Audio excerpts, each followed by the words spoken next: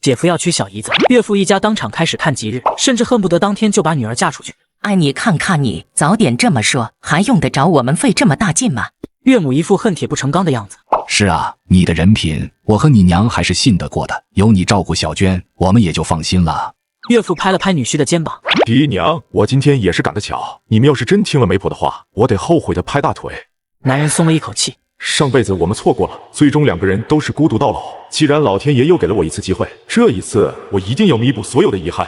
想到这里，重生归来的苏大刚看向红着脸的小姨子刘娟，心中一暖。上一世死后，他的灵魂亲眼目睹了以为老妇的刘娟变卖全部家产为他送葬的过程，就连那块给予了他再来一次的机会的墓碑，也是刘娟从山上寻来的奇石所制，这让他怎能不对他好？对了，妹夫今天过来是有什么事吗？姐夫刘金喜突然想起，苏大刚来的时候像是有事要说。学武家的不是生了个闺女吗？我一个男人不适合照顾她，就想着让小娟过去帮帮忙。什么？学武家的生了几天了？你怎么不来报喜啊？因为老大苏学文有些阴沉，所以老两口更喜欢从小就开朗活泼的老二苏学武。7、8天了吧？上辈子他因为二儿媳家里人成分不好，本就看不上他，一看生的是闺女就更不上心了。你说说你，哪有你这样做爷爷的？你也太粗心了。小江，你收拾一下，跟着你姐夫过去吧。等孩子满月了，我和你爹再去看看他们娘俩。舒雅这是头一胎，学武又不在身旁，咱们可不能轻慢了人家。老太太对于二儿媳林舒雅倒是挺喜欢的。娘，您别急呀，要是苏大刚没动续弦的心思，小娟过去照顾倒是没什么，可现在不太方便吧？小娟是二婚，妹夫什么表示都没有，小娟就这么跟过去，就算咱家不计较，也怕街坊四邻说闲话啊。人家媒婆虽然给介绍的是个60多岁的老头，但是人家有200块钱彩礼啊，你苏大刚1分钱不出就想白的一个媳妇，门都没有。二嫂，我这次让小娟过去，就是让她照顾舒雅几天。等我给小孙女办完满月酒，一定会风风光光的把小娟娶回家。有你这句话就行，咱们家没那么多讲究。小江，快去收拾你的衣裳吧，等舒雅出了满月，我们再来准备你们的婚事。老两口很满意苏大刚的保证。娘，闭嘴，我还没死呢，这个家轮不到你当，怎么你就非要拿你妹妹去换那200块钱啊？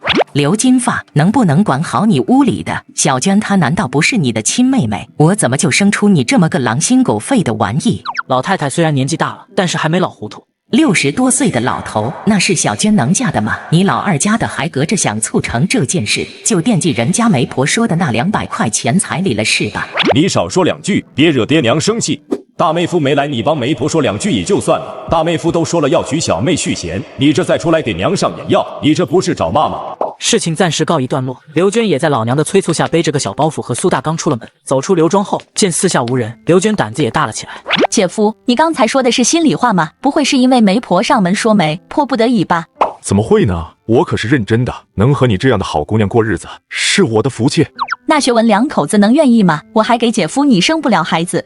之前苏大刚就有过娶刘娟续弦的意愿，当时苏学文两口子坚定反对，说话难听的样子，刘娟记忆犹新。 他们说了不算，我是老子，我想怎么做还要看他们的脸色。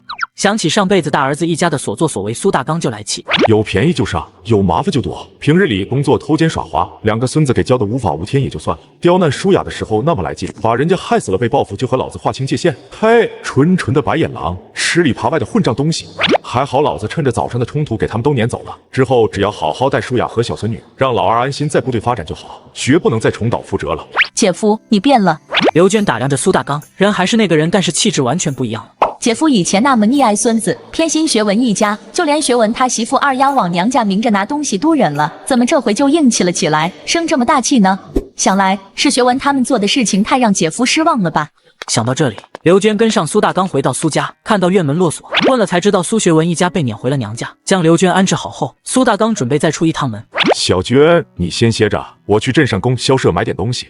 行，舒雅和孩子就交给我吧。步行来到镇上，看着零星几栋砖瓦房和公社的大门，苏大刚有种热泪盈眶的感觉。70年代的乡镇虽然不能和上辈子经济腾飞后的城市相比，但是当时的他只能沿街乞讨，甚至还得做些小偷小摸的事，哪像现在，尽管一片破败落后的景象，却让他内心分外踏实。哟，苏大哥又来买东西了。供销社40多岁的售货员胡静很是热情。 嘿嘿，大客户来了，这苏大刚可真是好命啊！儿子在部队当兵，不久前还当上了连长，在公社也算是有头有脸的人物里。儿媳妇坐月子，买点东西给她补补身子。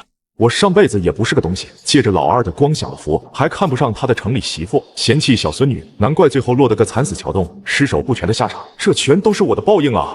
恭喜恭喜，家里又添丁进口了，可喜可贺啊！苏大哥，是老大家的生了3胎，还是老二家的生了？你要买点什么？这边是红糖，生完孩子的女人需要补气血；这边是奶粉和麦乳精，要是奶水不够吃，可以买一点回去。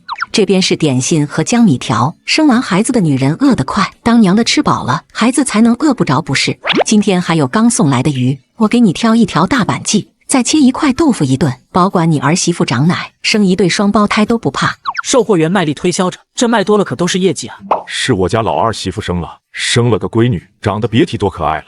虽然他还没见过小孙女，但是这不妨碍他扭转自己重男轻女的名声。苏大刚将销售员推荐的那些好货全都采买了一遍。苏大哥，一共86块2毛3，2张奶粉票，2张麦乳精票，2斤糖票，鱼票您没有，给您折成钱了。要我说啊，您家这个丫头可真是会投胎，碰上您这么疼孙女的爷爷，算是长在了蜜罐里了。看你这话说的，这些钱都是他爹当兵的津贴，麦乳精票和奶粉票也是他爹找领导换的，专门给他们娘俩补身体的。我这个当爷爷的还能昧下他们的口粮不成？苏大刚心里骚得慌，上辈子他还真是啥也没买，全让刘二丫那婆娘骗走做娘家人情了。给出钱和票，苏大刚将东西装进背篓出了供销社。还挺沉的，早知道把家里的独轮车推出来了。这是我的墓碑，他怎么跟我一起回来了？苏大刚边走边想该如何修复与林舒雅的关系，调教苏学文那个白眼狼太过入神，意识沉入脑海，猛然发现了自己上辈子的墓碑，顿时大惊失色。老头重男轻女，却把钱全都留给了小孙女，不仅每天给她吃龙虾、鲍鱼、熊掌、松鸡，还给孙女全部换上了丝绸做的衣服，就连老头曾经嫌弃的儿媳妇都跟着吃起了红烧肉。村中老妇们都觉得这老头怕不是中风了。要知道老头以前可是出了名的重男轻女，现在居然将小孙女宠上了天，谁也想不到老头竟然是重生者。这么做都是为了弥补心中的遗憾。奶粉是小孙女的口粮，麦乳精、大板鲫豆腐还有红糖给二儿媳补身子，点心和江米条拿来给二儿媳补充体力。刚在销售部采买完的苏大刚准备回家，路上想着今后该怎么做，突然在脑海中发现了自己上辈子的墓碑，顿时大惊失色。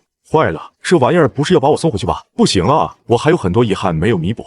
上辈子就是因为他把我魂吸了进去，我才能重生。现在他又把我的魂拉了进来，难不成今天发生的一切都是我的梦，是我死后的不甘和幻想？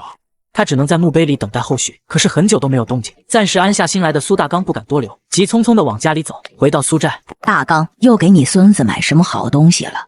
几位老嫂子，这你们可说错了，背篓里的东西都是给老二家买的。你可别骗嫂子了，老二家的不是生了个女娃吗？你不给他摆脸色就是好的了，还能专门去给他买东西。苏大刚的话，老嫂子自然是不信的。全苏寨谁不知道他苏大刚重男轻女，以前也不喜欢二儿媳那个城里媳妇。生闺女咋了？孙子孙女我一样疼爱。再说了，我把老二的津贴用在他老婆孩子身上，这不是应当应分的吗？今天我还特意把学武的小姨请过来伺候月子呢。不跟你们闲扯了，我得赶紧回家。学武他小姨还等着我买的菜下锅呢。看着苏大刚那一副信誓旦旦的样子，几位老妇虽然觉得很怪，但还是将信将疑的回去聊天了。这正是苏大刚想要的。谁不知道这几位爱说八卦，这样正好可以扭转他重男轻女的形象。苏大刚回到家，来到西厢房门口，把背篓放了下来。小娟，你在屋里吗？这会儿我方不方便进去？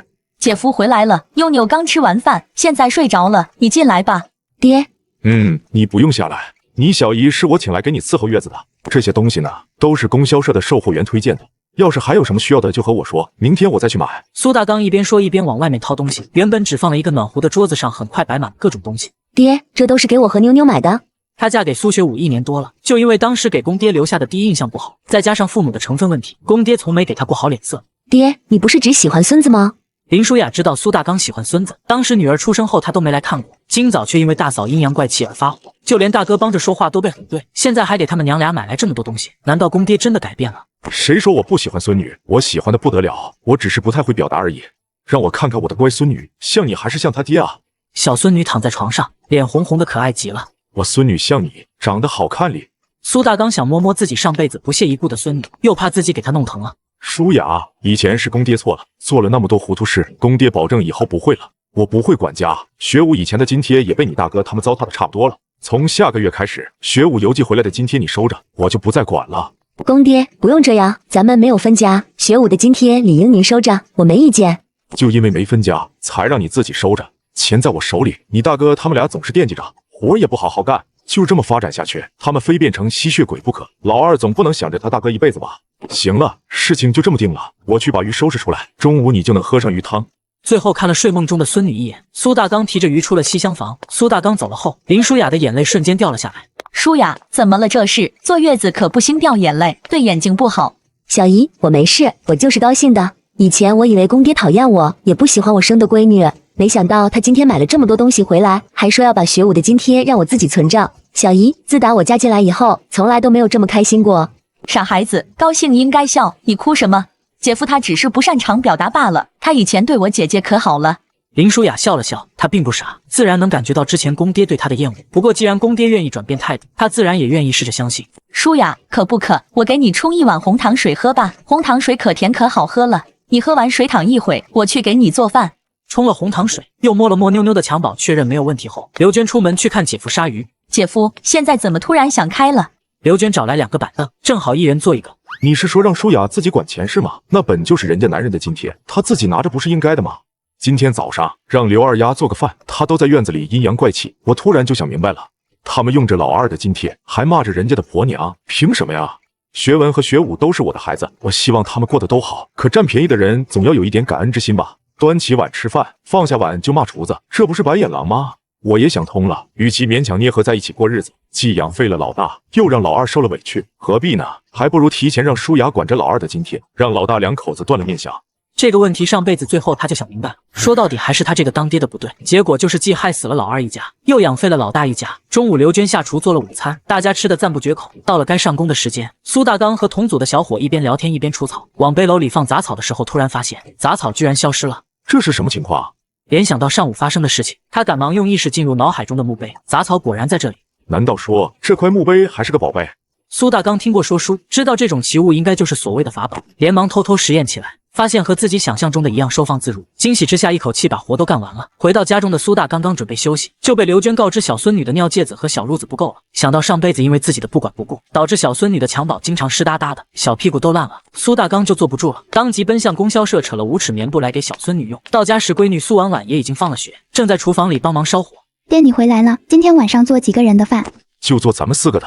苏大刚知道刘二丫肯定和以前一样想着用孙子拿捏自己，所以他偏不如他的意，就让他们在娘家住着，还给家里省粮食。是。苏婉婉一直不喜欢大哥一家，大哥从小就不照顾她，后来娶了媳妇生了娃，仗着有爹的宠爱，更是拿她当下人使唤。要不是二哥支持，她连学都上不了。苏大刚也不想多提那2口子，干脆让刘娟多炒了点鸡蛋，为今天这个特殊的日子庆祝。一家人其乐融融的晚饭过后，纷纷准备休息。刘娟继续去照顾小妞妞，边裁剪布料边和林舒雅念叨着苏大刚的好。你看，我就说姐夫他想明白了吧？之前就提了一嘴尿介子不够，立马去扯了布回来做。瞧瞧这料子多好啊！小姨，你说的对，是我想多了，今后我一定和学武一起好好孝敬公爹。与此同时，苏大刚也没有睡，盘算着该如何使用墓碑的储物能力来发财，让家里的生活变得好一点。他突然想到，后山里有个后来被找到的藏宝洞，里面装满了太平天国留下来的财宝。明天就去试试，看能不能把宝藏给收了。如果可以，这将是几辈子都花不完的财富。老头山中寻宝，偶遇超巨型野猪，体型壮硕如小山，宛如一只怪物，像一辆重型战车一样撞向老头。然而老头轻松躲过了野猪撞击，随手将它收进自己的随身空间。看着被收到随身空间里的野猪，即便是刚刚脱离险境的老头也不由得露出了笑容。这下家里可以吃顿好的了，剩下的野猪肉还能通过黑市出手换钱，说不定还能顺便帮亲家。以后的日子那是越来越好啊！想到这里，苏大刚不由得回想起了上午收取宝藏时的经历。天刚蒙蒙亮，心里有事的苏大刚醒了过来，看着熟悉的屋顶，不由得感慨。回来真好。厨房里起得更早的小姨子刘娟正在做早饭，怎么不多睡一会啊？看着刘娟忙碌的身影，这才是家啊，不像刘二丫那个懒货，让她做个饭跟要她命一样。姐夫也起来了，是不是我吵到你了？舒雅坐月子饿得快，早点让她把饭吃到嘴里，妞妞才有口粮吃。刘娟做好早饭，小女儿苏婉婉也起来了，将淋着香油的蒸蛋给二儿媳林舒雅送去。3人像一家3口一样在厨房小地桌上吃饭。我吃好了，你们慢慢吃。为了早点去收取宝藏，苏大刚几口解决掉早饭。姐夫，你要去上工啊，干活别那么拼命，别为了几个工分累坏了身体。今天我不去上工，打算去后山转一转，看看能不能套个兔子，抓个野鸡，改善一下伙食。姐夫还有这个本事呢？刘娟没听说过自己姐夫会打猎，要知道这可是门手一活。碰碰运气，实在不行采点野蘑菇也是一道新鲜菜啊。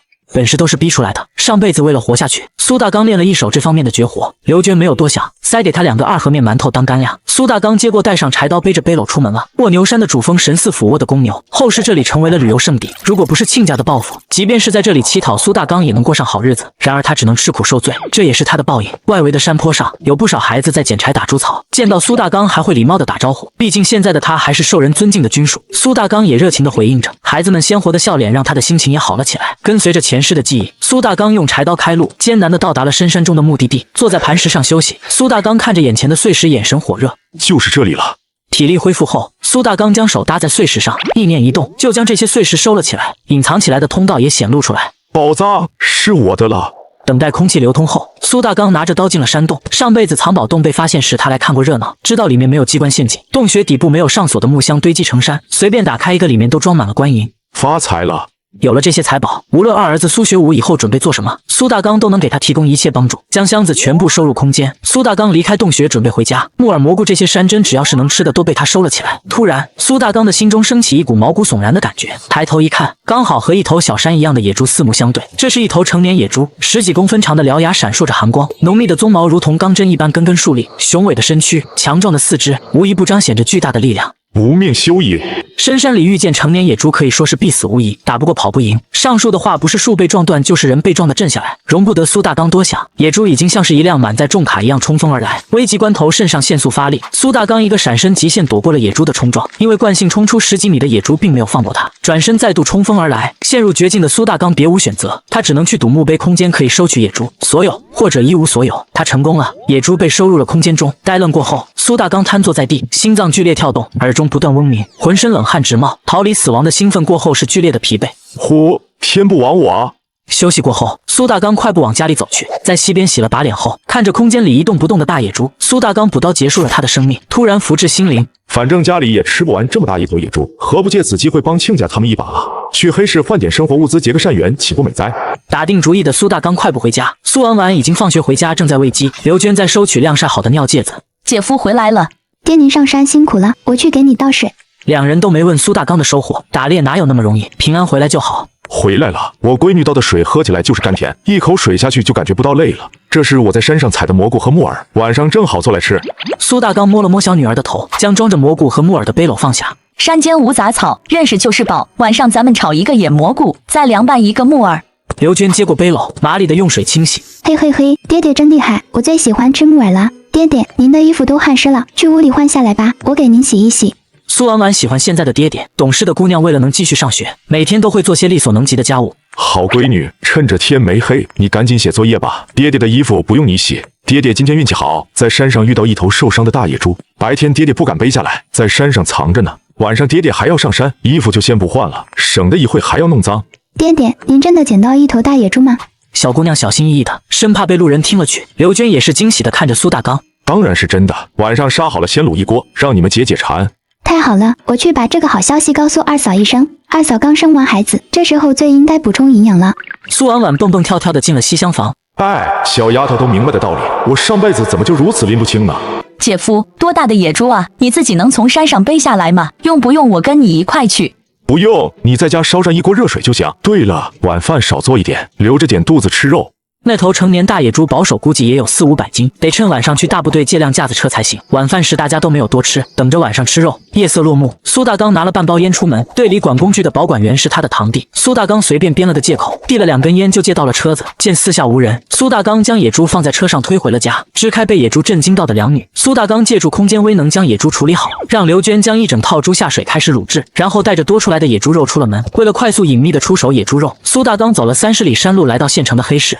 新鲜的野猪肉吸引了看门人的注意。这位大哥，你拉的是野猪肉吧？你这300多斤野猪肉，一晚上不一定能卖完，不如直接兑给我们，价钱上会少1毛钱，不过可以给您节省时间，也规避了风险。整个富贵县所有的猎人，基本上都是这么跟我们合作的。可以。苏大刚想了一下，同意了。他又不以此为生，这种突如其来的偏财还是快点出手了比较好。见苏大刚答应，看门的侯三更加热情了，不但免去了黑市门票钱，还主动帮苏大刚推车。新鲜的野猪肉让黑市的主人龙占仓很是满意。为了拉拢伪装成职业猎人的苏大刚，给出了一个很是大方的价格。爽快成交后，苏大刚带着卖肉得到的300块钱，买了棉花绒、奶粉、红糖和白砂糖等东西。亲家在大西北开荒肯定很艰苦，这些东西能让他们过得好一些。除此之外，他还给二儿媳买了台收音机，算是弥补当初老二结婚时自己的不重视。如此豪横的采购，不仅吸引了黑市摆摊老板们的注意，还让一些不怀好意的人也盯上了苏大刚。离开的时候，苏大刚发现了不对劲，好像有人跟上来了。老头将自己最喜欢的大儿子暴打一顿，不但不让他吃家里卤肉和鸡汤，还把钱全都交给了以前看不上的二儿媳，布票宁愿换成了孙女的尿戒子也不给他。最后大儿子只能一瘸一拐地滚出了家门。原来老头的大儿子竟是个白眼狼，不但不知道感恩吃里扒外，还随意诬陷别人败坏他人名声，甚至盯上了老头的财产。所以老头狠狠地给了他一个教训。昨天晚上出手野猪肉换取大量金钱后，苏大刚在黑市里购置了许多稀缺物资，用来补偿二儿媳和支援亲家。与此同时，他大肆扫货的行为引来了一些不怀好意的人。刚出黑市，苏大刚就发现自己被跟踪了，将装满物资的推车收入空间中直接跑路。尝试甩脱无果后，他试图和人理论：几位追了我这么远，有什么事吗？操，少废话，把黑市里的那一车东西还有你身上的钱全都交出来，少一个字我就宰了你。其他的4名蒙面男子顺势围了上来，同时亮出了手上的刀子。那就没什么好说的了。之前收取宝藏时清理的碎石从空间中飞出，蒙面团伙被直接埋了起来。确定他们都死了后，苏大刚将石头和尸体全都收入空间。本来杀了5个人还有些内疚，但是想到他们是拦路打劫的，苏大刚瞬间没了心理负担，快步向着家里走去。回到家里，院子里残留的卤肉香味让苏大刚口水直流。享用了一顿美餐后，看着刘娟忙碌的背影，苏大刚有些恍惚。老话说的对啊，屋里有女人操持才算个家啊。看到苏大刚带回来的物资，刘娟还有些心疼。要知道奶粉、红糖、棉花绒这些可不是什么便宜货，这些东西不是咱们要用的。舒雅的父母在北大荒劳动，那里缺少吃穿，干活又辛苦。咱们是亲家，能帮一把是一把。收音机是给舒雅的，当时是我犯浑做的不对，但是现在他的家庭没影响学武进步，孩子也生了，我就想开了，一家人就该和和美美的。姐夫能这么想就对了，我就觉得舒雅真心不错，她和学武以后肯定会孝顺你的。明天我就开始做棉衣，早点做好给亲家邮寄过去。舒雅知道了，肯定会很开心的。见姐夫想开了，刘娟也放心了。她在旁观者的角度看得很清楚，苏学文一家好吃懒做，根本靠不住，姐夫只能指望学武养老。虽然以前做了不少错事，但是现在开始弥补还来得及。第二天，苏大刚起了个大早，将之前借的推车还了回去。吃过早饭后，在刘娟的示意下，苏大刚提着收音机来到西厢房，敲了敲门，得到林舒雅的应允后进了屋。公爹，妞妞还睡着呢，有什么事吗？苏大刚看了看睡得正香的小孙女，嘿，我孙女就是孝顺，不影响她娘吃饭。舒雅，昨天我把野猪肉卖了，买回来20斤棉花绒，30尺棉布，还买了2桶奶粉，几斤红糖白糖。亲家这几年在西北受苦了，身体得好好补补。公爹，这可和前天公爹给自己还有闺女买东西不一样。要知道林舒雅嫁进苏家以来，苏大刚没给过她好脸色的原因，就是因为她的家庭问题。林舒雅看着苏大刚，想看清他到底要做什么。舒雅，以前公爹对你不好是怕你影响学武进步，这是事实，我不辩解。但是现在我想通了，公爹给你道歉，以后你就安心的在家里带孩子，咱们给学武一个安稳的大后方。亲家的劳动在改造结束后，如果没有地方落脚，就让学武把他们接过来一起住。还有这一台收音机是补给你的，带孩子的时候你可以听听歌听听线，其他还缺什么你就跟公爹说，公爹慢慢给你置办。公爹，我理解，我都理解。不过这收音机我不能要，您放在您自己的屋里听。您能记挂着我的父母兄长，我已经感激不尽了。林舒雅的泪水从眼角滑落，她委屈，但是并不怨恨苏大刚，因为这是正常人该有的态度。她只是为自己父母委屈。经常下基层深入群众的干部怎么可能会有路线问题？得到苏大刚的道歉后，她既意外又感动，不再怀疑苏大刚的动机。也许就像小姨说的那样，公爹真的是活明白了吧？你歇着吧，我去给你奶奶和姥姥那边都送点野猪肉过去。看了看小孙女，苏大刚扭头向外走去，带上给爹娘还有公公婆婆准备的肉，和家里人打了声招呼就出门了。苏大刚给2家各送了5斤肉，得到了爹娘还有公公婆婆的关心理解以及支持，陪老人聊了一会儿天后就回家了。回到家的苏大刚见林舒雅和刘娟正在做棉衣，决定自己动手做午饭。舒雅，今天中午吃饺子怎么样？公爹，我吃饭不挑，吃什么您定就行了，我都可以的。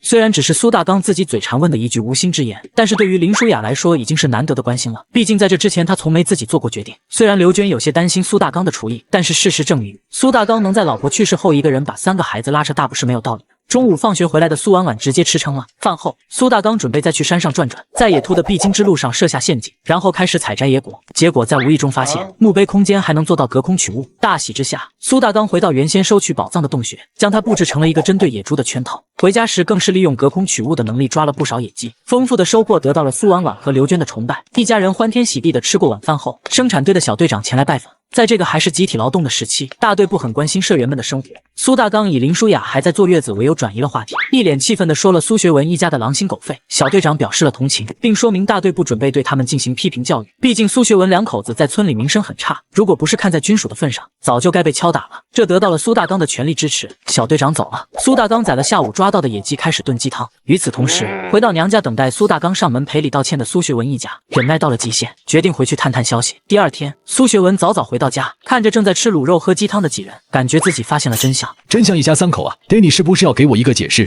我需要给你解释什么？趁着我们一家不在，你们又吃肉又吃鸡的，您这是不把我们当一家人了呀？还有，小姨为什么会在这里？你们是不是偷摸过上了？娘走这么多年了，您想续弦我不拦着您，但这个人不能是小姨，咱们是亲戚，您这样村里人会说闲话的。您就是不为我考虑，也得为妹妹和你两个孙子考虑考虑吧。家里发生这种丢人现眼的事情，小妹长大了还怎么嫁人？你两个孙子在村里还怎么抬得起头？以后还怎么娶媳妇？学文，不是你想的那样，我是过来照顾舒雅坐月子的。伺候月子还真是资本主义的大小姐啊！生孩子还得专门有人伺候着。爹，以前你最看不上林舒雅了，现在为了能让小姨进门，你真是什么借口都想得出来。学文，你过来，你还知道丢人？看着凑过来的苏学文，苏大刚抬手就是一个响亮的耳光，直接把苏学文打趴到了地上。这种畜生，不打不长记性，我看就是打的你少了，居然你能说出那么难听的话。你做得出，还不允许我说吗？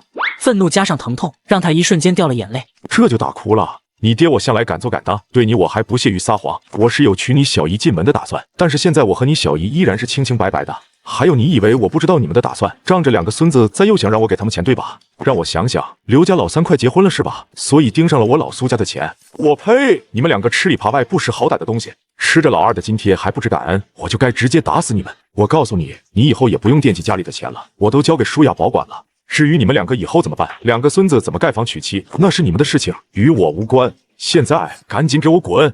苏大刚做事又要打，苏学文连滚带爬的跑了。到底是哪里出问题了？爹怎么变得如此陌生？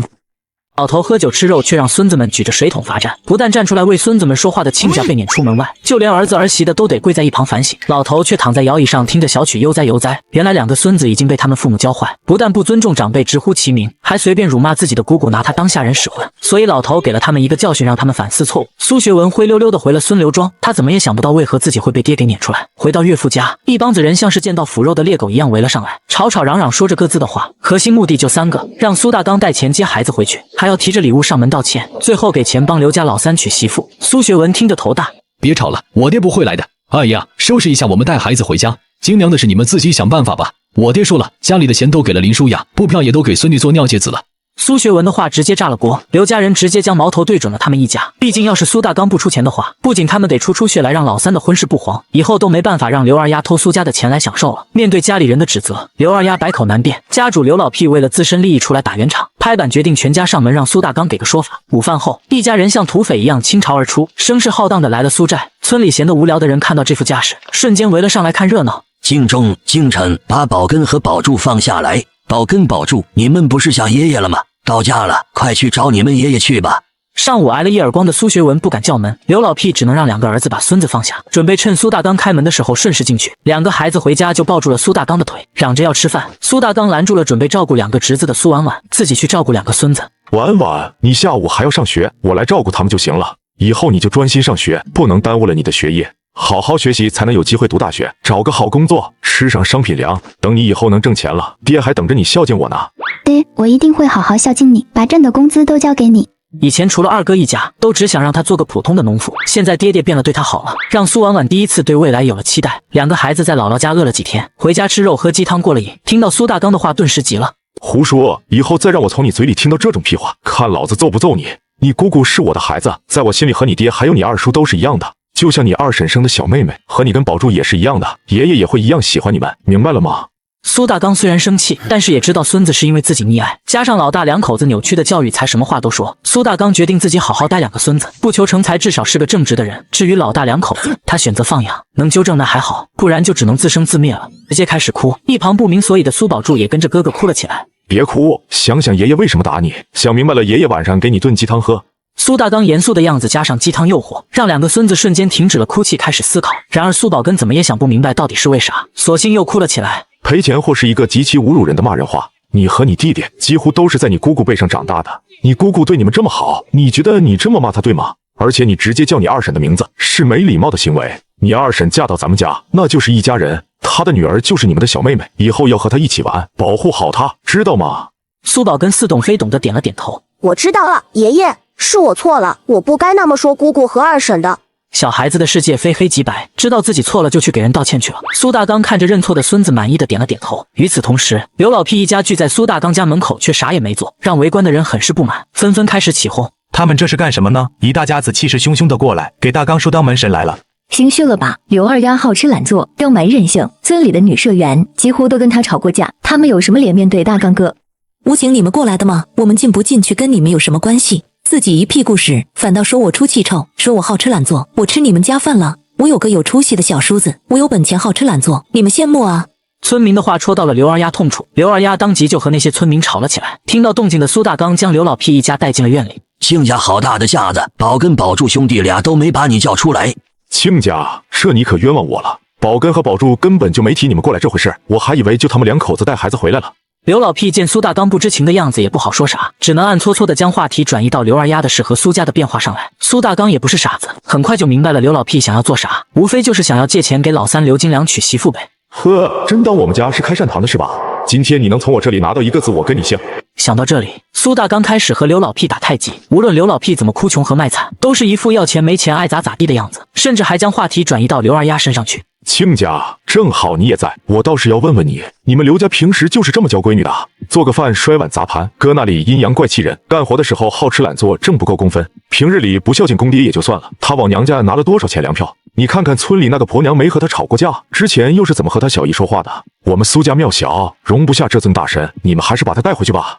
刘老屁一听瞬间急了，又是低声下气的道歉，又是训斥刘二丫，好说歹说才让苏大刚同意将刘二丫留下，毕竟只有刘二丫留下了，他们才有机会再度图谋苏家的财产。出了这档子事，刘老屁也不好再提借钱的事，只能找个借口灰溜溜的走了。且不说刘老屁一家后续针对苏家的计划，艰难留下的刘二丫特意在苏大刚面前表现起来，然而苏大刚又怎会不知道他的心思？他不是知道自己错了，而是知道自己以后没有以前的地位了。临近晚饭，宝跟宝柱还想仗着以前的经验撒娇闹事，被苏大刚冷眼瞪了回去。苏学文试图打圆场，也被苏大刚直接堵了回去。吃饭时，两个孙子明显乖了不少，苏大刚也就显得没有那么强硬，喂起了最小的宝柱，同时向苏学文两口子宣布了自己的决定。从明天开始，你们的口粮要自己去挣，学文必须保证满公分，二丫8个公分以上才能有饭吃。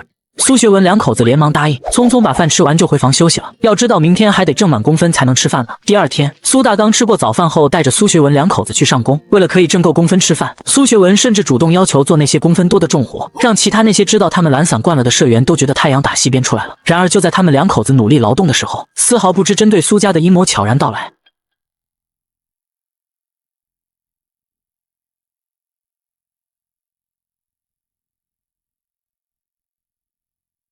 没能从苏大刚那里得到好处的刘老屁一家灰溜溜的走了。公爹，以后咱们家可能就指望不上二丫了。为什么这么说？等苏大刚起孝了，他还能不给孙子东西？到时候二丫不就带回来了吗？刘老屁今天低声下气，为的就是后面继续从苏家捞更多的好处。爹，您不知道，二丫和我说过，学文的小姨因为不能生被婆家赶出来了。刘娟的爹娘想让她再嫁，但是怕因为不能生再被赶出来。刚好苏大刚的老婆留下3个孩子死了，没有再要孩子的需求。本就是亲戚，搭伙过日子刚好，也就是二丫不想多个婆婆管着，拉着学文抵制，还骂了刘娟一顿，不然怕不是苏大刚和刘娟早就成了。大嫂这么一说，我也想起来了，好像确实有这样一回事，二丫以前说过的。当家的这事可不能让他们成了，刘娟要正式进了门，苏大刚肯定让他管钱，二丫还拿什么贴补咱们？别慌，容我想想。片刻后，你们过来。刘家人都凑到一起后，刘老屁说出了自己的计策，造苏大刚黄谣，败坏林舒雅和刘娟名声。到时候刘二丫再表现表现，不就又能拿到苏大刚的钱了吗？刘家人对这个办法赞不绝口，全都露出了阴险至极的笑容。得到了刘老屁的指示，刘家的2个儿媳开始了行动。扎着头巾的2人将刘二丫拦了下来，交代了计划。这怎么行？这不是造谣吗？公爹知道了还不得打死我？我们这可都是为了你，这个主意还是爹想出来的。你要敢不听爹的话，下次回娘家看爹怎么收拾你。听话，二丫，你也不想以后有个婆婆在头上管着吧？不行，我不能这么干。就算我公爹娶刘娟进门，我也不能这么干。刘二丫只是有些自私，还没坏到这种程度，只能转头就走。刘二丫不配合，那咱们就自己来，把苏大刚睡自己小姨子还爬会儿媳妇的消息给散播出去。一会儿你注意配合我。两人偷摸进村，找到老太扎堆的地方，编造身份加故弄玄虚，吸引了老太们的注意后，你们是不知道啊，那苏大刚和自己小姨子刘娟有一腿呢，两人早就睡到一起去了，不然为啥苏大刚要把刘娟请回家里？是啊，那苏大刚和小姨子不清不楚也就算了，居然还霸占自己的儿媳妇，不然为什么突然那么疼孙女？谁不知道他重男轻女？完成诱导后，刘家两个儿媳悄悄离开。老太们都知道这未必是真的，但是因为嫉妒苏家的生活，他们还是将谣言传遍了苏寨。中午下工回村的苏大刚感觉到了不对，村里老头老太们对他指指点点，还有嘲讽戏谑，他感觉有什么针对他的事发生了，于是找来苏学东帮他打听一下。没过多久，苏学东就回来了。楚，我娘打听清楚了，今天咱们村来了2个女的，说小姨和你有不正当关系，还说你和林之心不干净，她的闺女是你的种。这件事你就别管了叔，村里那几个老娘们我一个都不会放过，必须得狠狠教训他们一次才行。学东，犯法的事你别干，这件事我自己来就行。下午我就去找支书和大队长，敢造舒雅的谣。学武可是军人，他们这是破坏军婚。送走苏学东，苏大刚很快锁定了可能抹黑自己的人，只有刘老屁一家最可能从这件事中获利。中午吃饭的时候，二丫，今天你嫂子过来干什么？刘二丫被惊得剧烈咳嗽起来，在苏大刚冰冷的目光下，她哭着交代了自己知道的事。爹，他们怕小姨进了门以后，您把钱都交给小姨管着，这样我就拿不到钱，也就不能再帮衬他们了，就想让我散播你们乱搞的谣言，让您不敢对小姨还有弟妹好。爹，我真的没答应他们，也没让他们在村子里乱说，不要送我去坐牢。别哭了，一会儿和我去大队部，把你知道的事情和干部们交代清楚了。一路上大家都是指指点点，挤眉弄眼，只有一个人跳了出来，拦在苏大刚面前。阿刚，艳福不浅啊！苏大牙拦住苏大刚，因为年龄相仿又喜欢攀比，一直以来苏大牙都拿苏大刚当作假想敌。苏大牙，老子心情不好，你最好躲远一点，都是当爷爷的人了，我不想揍你。你横什么横？睡了小姨子和儿媳妇，真不要脸！你他娘的找死！苏大刚一脚将苏大牙踹飞3米远。你侮辱军属，造谣生事，跟我一起去大队部吧。苏大刚拽着苏大牙领子拖着继续走，一旁围观的人连忙上来制止。你们都让开，现在当起好人了，刚才你们也没少编排我吧？你们没当着我的面说就不和你们计较了。苏大牙当着我的面往我头上扣屎盆子，我能饶了他？苏大刚要杀鸡儆猴，让全村人都知道，触犯了他的底线就要被报复。让一让，都围在这里干什么？老书记苏长喜和大队长苏宝山带着民兵走了过来。长喜叔，宝山哥，我正要找你们呢。有人传我谣言，说我和小娟还有舒雅不清不楚。苏大牙嘴贱，拿这是嚼舌根，所以我就揍了他一顿。接着他又让刘二丫把事情交代了一遍。还有这种事，吃着亲家的也就算了，还要败坏人家名声，我从没见过如此厚颜无耻之人。长喜叔，我要上报公社和武装部，只要参与这件事情的人，我都要他们去吃牢饭。长喜叔，不是我想做的这么绝，主要是他们这么干性质太恶劣了。如果不是二丫揭发，村里以后会怎么看我们？学武又会怎么看我和舒雅？到时候我们一家子分崩离析，反目成仇了，又该怎么办？围观的人表示赞同，这种不择手段的人就得蹲大牢才行。那行，既然你这么决定了，大队部全力支持。今天晚上我会通知所有人开会，给你恢复名誉，制止谣言。学武是光荣的革命军人，不能让他的家人受委屈。走，我们坐拖拉机去公社。一行人转身就走，苏大牙家还想就被打这是讹人，被苏大刚说要连着他们一起告给吓走跑了。公社里，书记洪栋梁和武装部部长曹振江对此都很重视。真是胆大包天，苏连长在部队保家卫国，他的家人居然受了这么大的委屈。苏老哥，这件事我们系统管定了。下午接到通知的孙刘屯大队干部联合派出所一起实行了抓捕。刘老屁，你和高飞燕、李金枝3人涉嫌侮辱诽谤，故意抹黑军属，破坏军民关系，犯罪动力极其恶毒，影响极其恶劣。现在依法对你执行抓捕，请配合执法，不得反抗。3人被一起带走，刘家瞬间闹翻了锅，悔不如初，互相指责，争吵不休，最后还是由史真香拍板，带上礼物去找苏大刚求情。然而入夜后，刘家3兄弟却背着背篓，带着钱和柴刀出了门。鬼鬼祟祟的刘家3兄弟刚一出门，就被蹲守在附近的大队部干部按倒在地。公安同志，给苏大刚造黄谣的办法是我爹想的，我大嫂和二嫂去的苏寨，从头到尾都和我没关系啊。公安同志，这件事我也是反对的，可我家是我爹说了算，我劝不住他啊。是啊，公安同志，是不是他们把我们咬出来了？别听他们乱说，我们是冤枉的。既然是被冤枉的，那你们大晚上的跑什么？背篓、柴刀、大团圆，还说你们不是想跑？我看你们这是想去报复苏大刚吧？带走。另一边，下午因为造谣的事耽搁没能上工的苏大刚再次进山，家里的肉快吃完了，也该去之前设下的陷阱看看有没有收获了。轻车熟路的来到设置套索的地方，套到4个，还有3个被路过的野兽摘了桃子，很好，看来我的手艺还没有落下。将套到的野兔收到空间里。苏大刚来到之前收取宝藏的山洞，这里已经被他改造成了针对野猪的孵化基地。让我看看到底有没有收获呢？山洞里传来野猪吭哧吭哧的叫声。成了。他在山洞里扔下的蘑菇没有白费，2只雌性野猪，10几只小野猪，还有几头半大的野猪，真的有一个野猪群在这里定居了下来。没有惊扰洞里的野猪，苏大刚原路返回。得去黑市买把枪才行。那么多野猪，就算有空间神力，没枪的话也不好处理。路上再顺便抓几只野鸡，到时候一起卖。与此同时，苏家认清现实的刘二丫在厨房找到刘娟。小姨，对不起。傻孩子，这不怪你，我还要谢谢你能够坦诚地说出一切，破坏了你娘家的阴谋呢。去吧，回屋再歇一会，小姨做好了饭叫你们。小姨，就算躺在床上，我也睡不着，要不我来帮你烧火吧？行，那咱们一起做晚饭，咱娘俩还可以说说话。刘二丫与刘娟和解，苏大刚也满载而归，安抚好看见野兔山鸡激动的苏婉婉还有宝根保住后，学文，你把这2只野兔还有山鸡处理了，野兔晚上炖了吃，山鸡明天给舒雅炖汤喝，剩下这2只野兔，到时候我给老翟还有你姥爷家送去。爹，咱们自己留着慢慢吃呗。爷爷那边咱们钱和粮从来没有少给过，就不用再送肉了吧。还有我姥爷那边有我2个舅舅呢，用不着您这个当女婿的操心。我就看不上你这自私自利的家儿。中午辟谣的时候，你爷爷奶奶站在我这边，不该孝敬一下你小姨受了委屈，不该安抚一下你姥姥姥爷。你个黑心烂肺的玩意儿，眼里只有你自己，没一点亲情。怒斥了苏学文一顿后，苏大刚带着野兔去了老宅。爹娘，今天下午套了几只兔子，我给您二老送1只过来。谣言的事您不用担心，公社干部已经抓人去了。好，没事就行，我和你爹也能放心了，我们身体还好着呢，你过好自己的日子就行了。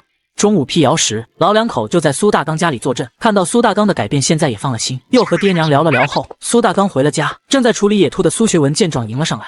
爹，刚才是我说错话了，我不该只想着自己，不重视亲情，我对不起爷爷奶奶还有姥姥姥爷。你不是说错话了，而是不小心把心里话说出来了。希望你是真心这么想，过来吃饭吧。饭后，公社召集社员召开了公会，彻底洗脱了苏大刚身上的谣言。无事一身轻的苏大刚再次来到了黑市。侯三兄弟，龙哥在不在？我要买枪，可能要麻烦龙老大。老哥，我们不做军火生意，做黑市是为了混口饭吃。别害怕，我只买1把枪，拿来打野猪的。如果龙老大有趁手的家伙事，3天后我们可以把野猪全部卖给你们。知晓来意后，龙战仓很是大方地给出了1支5、6板。1杆枪而已，我龙战仓赔得起。但是老哥到时候要是送不来野猪肉，这黑市你就别想再来了。没问题，龙老大你就放心等着吧。第2天，苏学文2口子主动去上工，苏大刚带上野兔去了岳父家，告诉了他们昨天发生的事情。刘老屁一家真不是个东西，居然坏我闺女和舒雅的名节。您消气，昨天公社干部们已经去孙刘屯抓人了，一会我就去问问领导打算怎么处理刘老屁，您就放心吧，公社肯定会严肃处理他们的。陪2位老人聊了会天，苏大刚告诉他们苏学文2口子的改变，并且刘娟也在苏寨住着开心，让老人放心后就离开去了公社。你来的正好，我正打算派人去你们村一趟呢。昨天刘老屁和2个媳妇被捕后已经全部交代了，侮辱军属，破坏军民关系，预计不会低于3年劳改。苏大刚满意的离开了，看来他小看了组织拥军的力度和决心。回家后正值饭时，一家子其乐融融的吃饭。学文和2丫改善了，宝根保住听话了，舒雅和妞妞不用受苦，婉婉别开朗起来了。小娟也不用蹉跎岁月，真好。明白努力就能吃肉后，苏学文2口子继续上工去了。苏大刚则准备将那窝野猪带回来，重生后的身体变得更加强壮。苏大刚轻松来到了自制的养殖基地，点火灌烟，手中长枪对准洞口。来吧，让我看看谁才是第一个幸运儿。野猪被浓烟熏出了洞，苏大刚如有神助枪中爆，即便是野猪王也被轻松撂倒。山坡上吃草的山羊也不能逃过一劫。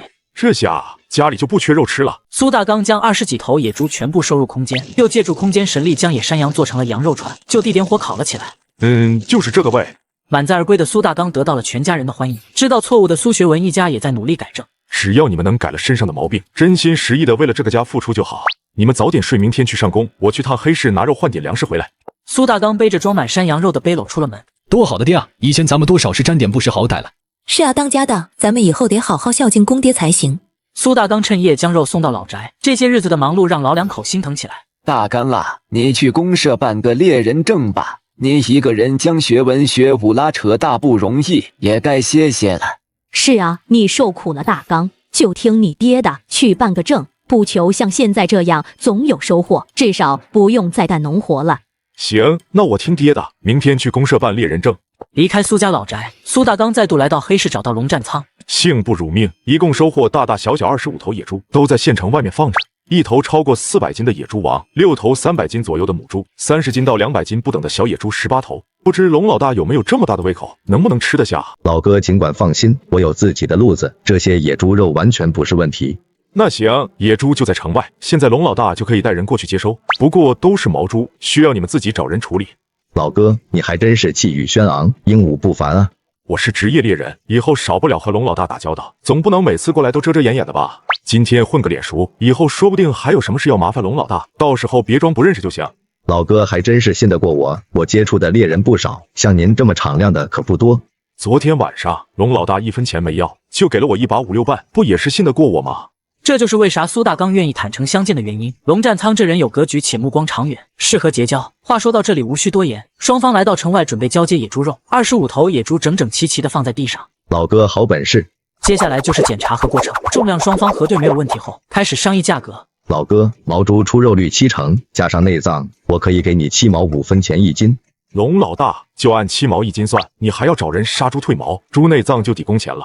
既然龙战仓出了个敞亮的价格，苏大刚自然也不小气，毕竟有来有往才是生意。顺便还买了2张自行车票，总不能老是走路进城吧？达成了目的，苏大刚和龙战仓说了下后就回家了。大半夜到家，一觉睡到大天亮，家里人都安是本分的吃着饭，没有人多嘴问这问那的。羊肉买了200块，一会我去趟县城，咱家也该买一辆自行车了。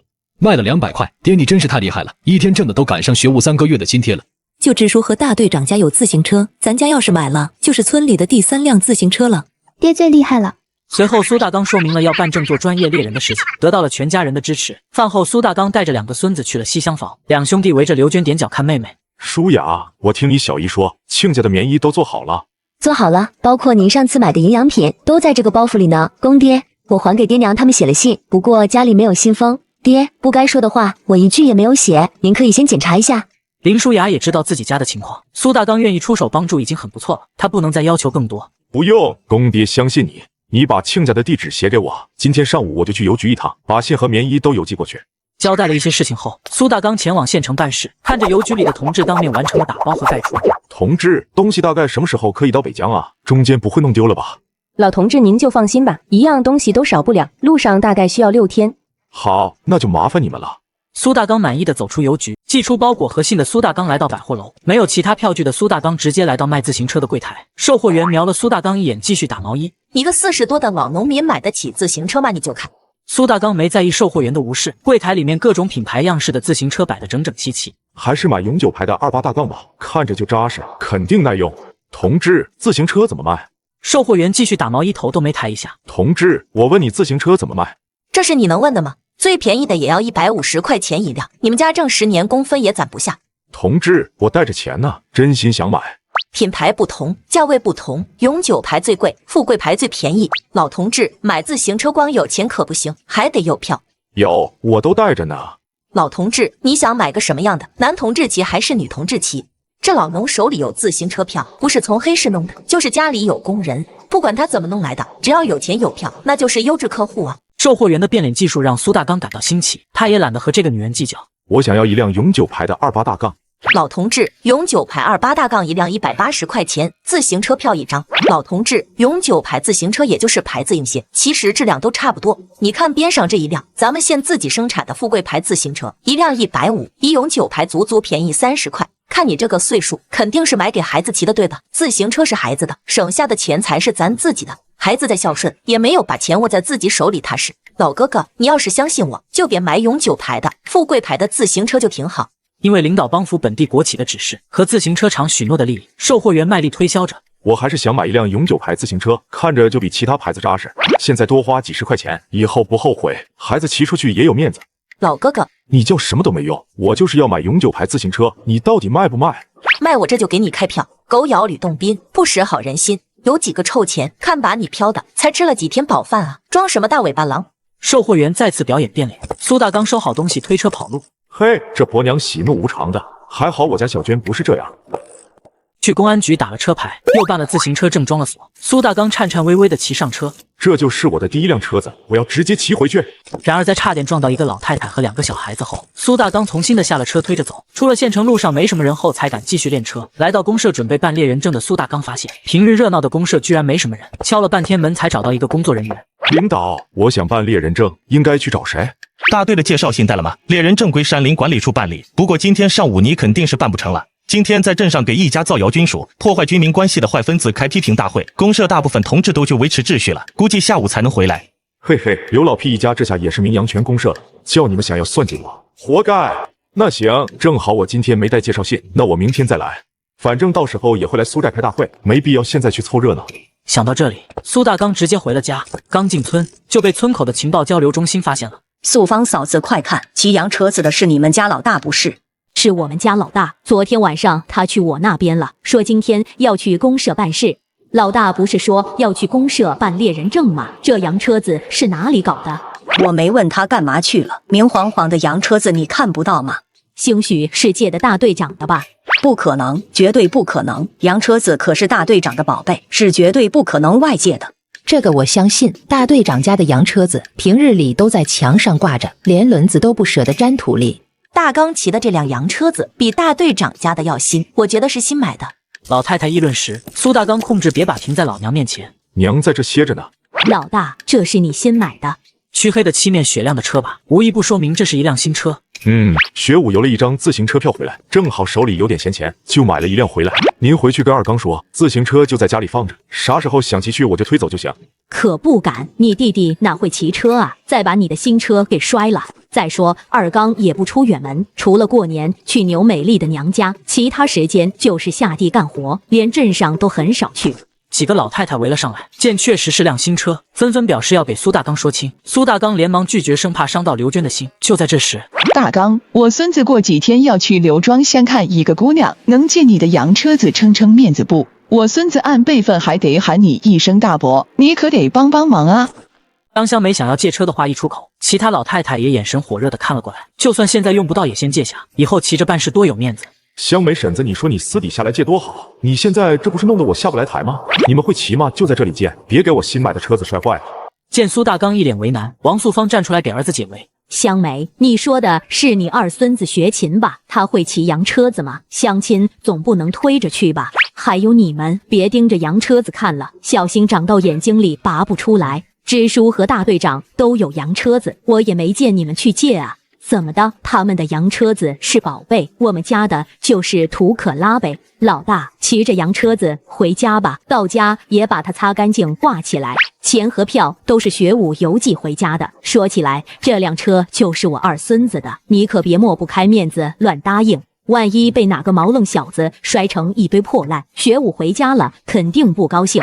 刚才还笑容满面的老太太们瞬间脸色冷了下来。首先提出要借车的张香梅觉得丢了面子。素芳嫂子，怪我说话不知深浅。张香梅这阴阳怪气的话一出，在张香梅不借你洋车子，你就往老娘头上扣屎盆子是吧？我孙子当的是解放军，是看人家领导的队伍。大刚去找大队长，我看张婆子的思想出了问题，和刘老屁两个儿媳妇犯了同样的错误。王素芳气得发抖，拉起苏大刚就要去大队部。嫂子，别跟他一样的，都这么多年的老姐妹了，你还不知道他吗？就是嘴不好，其实没什么坏心眼子。是啊，素芳婶子，香梅婶子可能觉得丢了面子，说话有点不过脑子了，您别跟他一般见识。婶子都是本家，没必要动真格的，不然以后在村里就没法见面了。几个老太太连忙拉住王素芳，不让她闹到大队部，也没什么好下场。素芳嫂子，你别叫我嫂子，地主婆子这种话都说出来了，你这是想要害我们一家子啊！你们也都别拦着我，这件事我跟张香梅没完。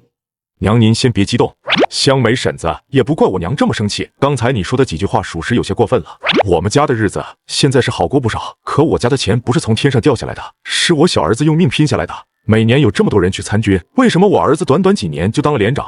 那是因为他训练刻苦，表现突出，剿匪时奋勇当先，悍不畏死，抓捕敌特时有勇有谋，多次立功。我这个当爹的没什么本事，学武就是一个农村孩子，他的每一次提干都是用功劳换来的破格提拔。你们只看到他的风光，谁看过他一身的伤痕？我这个当爹的看过。部队的领导同志每年都会到咱们公社征兵，与其羡慕眼红我们，不如送你几个孙子也去参军。只要他们表现得足够优秀，只要他们不怕牺牲，他们也会成为你们的骄傲，也会给你们邮回来大把的津贴。大刚，婶子说错话了，对不起。众人惭愧地低下了头。老大，咱们回家吧，我去看看我的重孙重孙女。离开人群后，王素芳调整好了情绪，老大，你的猎人证办好了没有？没有，办猎人证需要大队部的证明，我没带办不成。而且公社里除了几个值班的人员，其他人都去批评大会维持秩序了。镇上又闹起来了，这都好几年了，整得人心惶惶的，什么时候是个头啊？原来是他们，该一群黑心烂肺的玩意儿，还是亲家呢，背地里下死手。老大，以后不许和苏亚宁他们兄弟一起玩。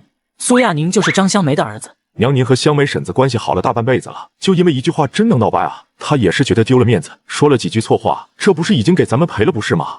哎，这就是人性啊！即便是关系好到跟亲姐俩似的，最后也会变成那种嫌你穷、恨你富的人。他不是说了几句错话，而是说了几句心里话。这2年他说话一直阴阳怪气的，念着以前的情分，我都没跟他计较。他真是越来越得寸进尺了，真当我没脾气呢。王素芳一路走一路抱怨：爷爷回来了，太奶，我都想你了。爷爷，你推着的是什么呀？这是自行车，等爷爷练熟了，带你们哥俩兜风。苏大刚目前只能勉强骑着走，想要骑车带人还得练习一段时间。保根保住，太奶，给你们糖吃。谢谢太奶奶。婶子过来了，正好姐夫说想吃羊肉炝锅面，婶子中午就在这吃吧。对，一会我把爹也叫过来，今天中午都在我这吃饭。别来回跑了，你昨天晚上送了那么多山羊肉，今天老宅那边也有肉吃，我去看一眼重孙女就回去了。小娟，这些天辛苦你了。婶子，我是学武的亲姨，是妞妞的姨奶奶，这都是我应该做的。老太太慈眉善目的，一看就是一个好相处的人，以后指定不会难为我。娘俩走向西厢房。奶奶，您过来了。别动，今天没事，我就是过来看看你们娘俩。水灵了，脸上也有肉了，看来你小姨把你照顾得很好。还好老大他想通了，改变了，不然舒雅这孩子不知道还要遭多少罪呢。我感谢小姨，还有我公爹，他对我和妞妞也很好。大嫂这几天对我也挺照顾。既然二丫他们改善了，我也该放下过去，目光往前看了。那就好，那就好，一家人和和睦睦的比什么都重要。舒雅，算算时间，你明天就出月子了，对吧？学武什么时候能回来？可能还得大半个月吧。我生完孩子以后，我公爹给学武派过电报，部队那边说学武不在驻地，出去执行任务了，要下月初才能返回驻地。领导在电报里说了，学武一回去就会给他批假，让他回来看看闺女。现在的生活真好啊！公爹给妞妞买了好多东西，还教育保根保住要保护妞妞，甚至冒着风险爹娘他们寄东西。公爹能够转变态度，真是太好了，就该娶小姨这样的好女人，好好享福。老太太看完重孙女就离开。中午一家人吃羊肉炝锅面，吃得满足无比。你们是生在好时候了，我像你们这么大的时候，咱们这还在打仗呢，那时候别说吃肉吃白面了，能活下去就不错了。爹，明天玉锦就要满月了，咱们是不是要简单的给她办一下满月啊？等到学武回来，咱们再通知亲戚们大办。反正家里也不缺粮食和肉，办一下满月也花不了多少钱。我主动提起这事，就能在舒雅和公爹面前表现一下，进一步缓和关系，让舒雅念着我的好，以后学武还能不管我2个儿子吗？行，明天把你爷爷奶奶和二叔一家也叫过来，一起热闹热闹，正好把家里的羊肉和羊杂也吃一吃。小娟明天就不请爹娘他们过来了，等学武回来，让他亲自去姥姥家报喜，请他们过来吃喜宴。刘二丫的提议很合苏大刚心意，当即答应了下来。姐夫拿主意就好，这段时间你没少给爹娘送肉吃。姐夫真好，谁家的老爷们能像姐夫一样，既有本事又尊重屋里头的女人。阿学武快点回来给妞妞办满月酒吧，给妞妞办完就能说我嫁给姐夫的事了。苏学文端着饭在门口蹲着吃，有凳子不坐，你蹲在门口干嘛？要当门神啊？爹，我看着自行车吃着香，以后我们家也是有自行车的家庭了，这可是除了支书和大队长家之外的第1辆自行车啊。瞅你这点出息，不就是一辆自行车吗？至于这样吗？你要不嫌热不怕累，吃完了饭可以学一下，以后出门就可以骑了。公爹可不敢让他骑，您刚买的自行车别被他给摔坏了。自行车买来就是让大家骑的，至于这么大的反应吗？你想学也能学。谢谢爹，爹您真大方。大队长家的自行车，3个儿子碰都不能碰。出门别乱说，别被人几句恭维话就不知东南西北，特别是在学伟哥仨面前，不要得意忘形。宝山哥不让学伟他们骑车，别因为这事弄得他们一家下不来台就不好了。苏学伟是大队长苏宝山家大儿子。爹，我们懂。苏学文2口子急着骑车，匆匆吃完饭收拾完后，推着车出了门。爹，我真骑了。骑吧骑吧，双手紧握车把，目视前方，右脚踩着脚蹬子，左脚蹬地。对，就是这样，手臂稳一点，别来回晃啊。苏学文在自家院门口一左一右来回练着。爹，你看我练得怎么样？是不是进步挺快的？能跨几步就开始嘚瑟。下工的时候你没听村里的老太太说吗？咱爹可是骑着自行车回来的。媳妇，你过来试试。我不行，我怕把车子摔了。没事，让学文给你扶着点。墓碑空间里还有一张自行车票呢，这辆车就留在家里，让他们有事的时候骑好了。谢谢爹，你可扶稳点，摔着我没事，别把爹的新车给摔了。你就放心吧。刘二丫骑上自行车，苏学文扶着后座跟着跑，宝跟宝柱兴奋的又叫又跳。爹，我也想学。学吧，让你大哥给你扶着点，等你考上高中，爹奖励你一辆，让你骑着自行车去县城读书。反正也不缺钱，以后给家里每个人都安排一辆自行车好了。谢谢爹，爹最好了。走，回家喝碗凉茶，等他们一会上工走了，天再凉快些，我教你骑车。我就不学了吧，学会了也没什么用，我不喜欢出门。当然要学，等你以后过了门，万一你想回娘家，我又正好没时间，你就能自己骑着自行车回去。我听姐夫的。姐夫真是的，净说些羞人的话。苏学文两口子一中午的时间都在练车，快上工才恋恋不舍地把车推到院里停好。喝点水再去上工。你们学的怎么样了？能走直线了，就是还不会转弯。进步挺快，下午下工再练练，估计就差不多了。看把孩子热的，嗓子都要喊哑了。姨奶奶，我们不热。爷爷，我和宝柱什么时候能学骑车啊？等你们长得和车把一样高就可以了。爷爷，我已经和大梁一样高了，很快就能超过车把。